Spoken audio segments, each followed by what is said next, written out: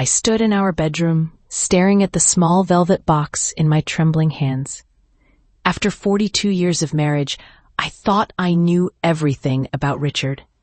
But the receipt I'd found while paying bills told a different story. An expensive jewelry purchase from last month that I'd never received. Our 42nd anniversary had come and gone 3 weeks ago, with only a modest bouquet and dinner at our usual restaurant.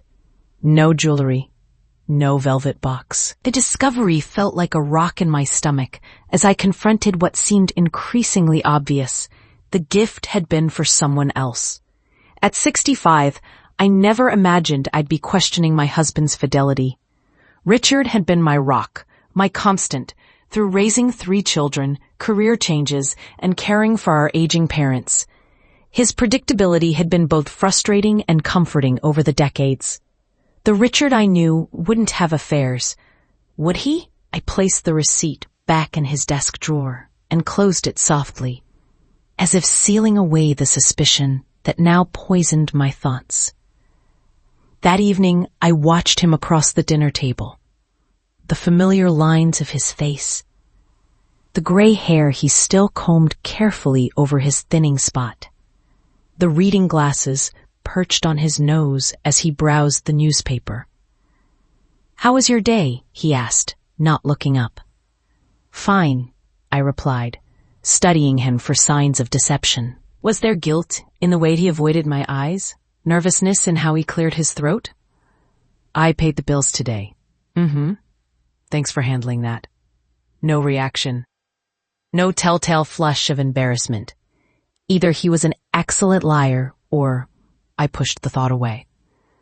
"I was thinking we could visit Diane this weekend," I said, mentioning our daughter who lived an hour away. Richard looked up with a smile. "That sounds nice. I haven't seen the grandkids in a couple weeks." The normalcy of his response unsettled me further.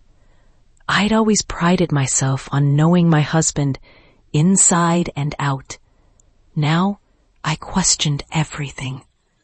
The next morning, after Richard left for his part-time job at the hardware store, I did something I'd never done in 4 decades of marriage.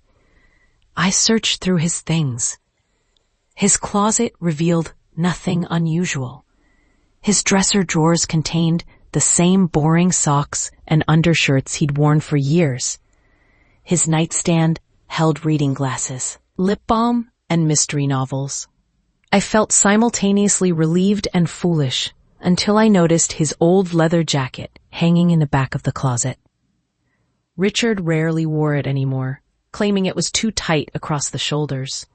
On impulse, I checked the pockets and found a small notepad with an unfamiliar name, Margaret, and a phone number. My heart pounded as I stared at the elegant handwriting that was definitely not Richard's. I sank onto the edge of the bed. Notepad clutched in my hand as 42 years of trust began to crumble. When Richard returned home that afternoon, I was waiting in the living room, a notepad and receipt laid out on the coffee table between us. His face fell when he saw them. "Elaine," he began, but I cut him off. "Who is she?" My voice sounded strange to my own ears, tight and high. Richard sank into his armchair, suddenly looking every one of his 68 years. "It's not what you think." "Then what is it?" I demanded. "Because it looks like you bought expensive jewelry for a woman named Margaret while giving me grocery store flowers for our anniversary."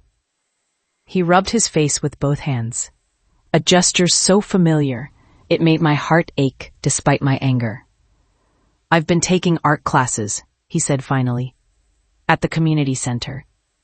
This was so unexpected that I could only stare at him. "Art classes?" "Painting, specifically. Margaret is the instructor." He leaned forward.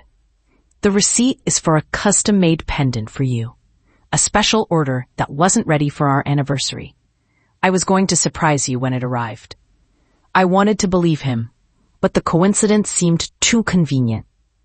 "And you keep her number because..." I'm commissioning her to do something for our anniversary, he said, a flush creeping up his neck. A portrait of you, based on our wedding photo. My anger faltered. A portrait? Richard stood and went to the hall closet, returning with a large, flat package I hadn't noticed before. He handed it to me without a word. With uncertain fingers, I unwrapped the brown paper to reveal a stunning oil painting of a younger me in my wedding dress. Looking over my shoulder with a smile that captured both nervousness and joy. It was beautiful, masterfully done, and unmistakably based on my favorite wedding photo. The one Richard kept in his wallet for 4 decades. It was supposed to be a surprise, Richard said quietly. Along with this. From his pocket, he withdrew the velvet box I'd feared existed, but never seen. Inside was a delicate gold pendant shaped like a palette with our anniversary date engraved on the back. The jewelry receipt, he explained. It wasn't ready in time for our anniversary. I ordered it to match the painting, as a set. Relief flooded through me, followed immediately by shame. I thought, I know what you thought. Richard sat beside me, taking my hand. And I'm sorry I wasn't more open about where I was going. I've been taking those classes for months. Trying to learn enough to paint you myself, but I'm terrible. He smiled ruefully. Margaret agreed to help, to do the actual portrait after I explained what I wanted. You've been taking art classes?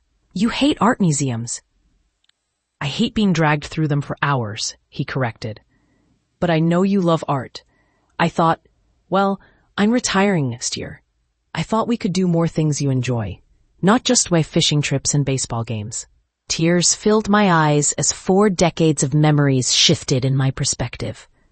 Richard had never been demonstrative or particularly romantic. His gifts were typically practical, his compliments straightforward. This elaborate, sentimental gesture was so out of character that I'd immediately assumed the worst, instead of considering he might simply be trying something new.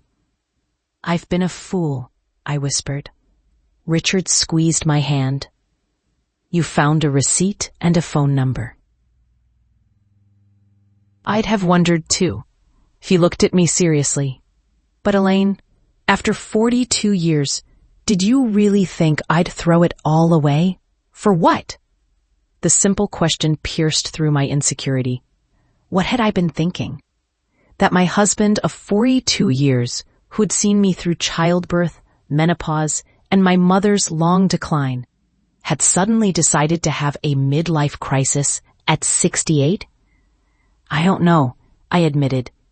I saw the receipt and just spiraled. We haven't been spending as much time together lately, Richard acknowledged.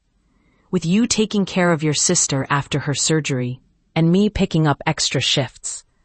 I thought the painting would remind us of when we started this journey. I looked again at the portrait, at the young woman with her whole life ahead of her, smiling with such hope and love. It's beautiful, Richard, truly. That evening, after dinner, Richard brought out a bottle of wine we'd been saving and 2 glasses. I have something else to show you, he said, a hint of nervousness in his voice. From a folder, he withdrew several amateur sketches, clumsy but earnest attempts to capture my profile, my hands, my smile. My practice attempts, he explained with a self-deprecating shrug. I told you I was terrible. I leafed through his efforts, touched beyond words. Some were little more than stick figures. Others showed marginal improvement, but all represented hours of effort from a man who'd never shown artistic inclinations. Why didn't you tell me you were doing this? Richard swirled his wine, watching the light play through the ruby liquid. Pride, I suppose. I wanted to impress you, to show you I could step into your world of art and beauty. When I realized I couldn't produce anything worth giving you, I almost abandoned the idea. But Margaret said she could help create what I envisioned. It's the most thoughtful gift you've ever given me, I said truthfully. He looked up, even though I needed help, especially because he needed help but did it anyway. I moved to sit beside him, taking his hand. I'm sorry I doubted you. I'm sorry I gave you reason to doubt. He hesitated, then added, I've been thinking about how little time we spend really talking anymore. We're in the same house, but sometimes it feels like we're just orbiting each other, caught in our routines. His words resonated with a truth I'd felt but hadn't acknowledged. Our marriage had become comfortable but distant. Like well-worn furniture we no longer really saw. What do you want to do about that? I asked. I'd like to keep taking those art classes, he said, surprising me again. Not to become an artist, but because doing something so completely outside my comfort zone makes me see things differently. And, he smiled shyly, I'd like you to join me. Me? But I already know how to paint. Yes, but we could do it together. And afterward, we could try that new cafe near the community center, the one with the patio you've mentioned. I studied my husband's face, the familiar features now slightly rearranged by this new information. This unexpected side of him emerging after decades together. We'd fallen into patterns over the years, taking each other for granted, assuming we knew everything there was to know about one another. How wrong we'd been. I'd like that, I said, squeezing his hand. And maybe you could join me for that cooking class I've been wanting to take. His grimace was comical. You know I'm hopeless in the kitchen. Exactly, I laughed. We'll both be learning something new, together. That night, as we got ready for bed, I watched Richard's familiar bedtime routine with new eyes. How strange that after 42 years, he could still surprise me. How wonderful that there were still discoveries to be made. I hung the portrait in our bedroom where I would see it every morning, not just as a reminder of who we had been, but as a promise of who we could still become. The young bride in the painting had no idea what lay ahead, the joys and sorrows, the misunderstandings and reconciliations, the countless ordinary days that would weave together into a marriage. The jewelry receipt that had caused so much doubt now seemed like a gift itself, a wake-up call that even the most enduring relationships require attention and renewal. Richard and I had been given a second chance to see each other clearly, to step outside our comfortable patterns and rediscover the curiosity and intention that had brought us together in the first place.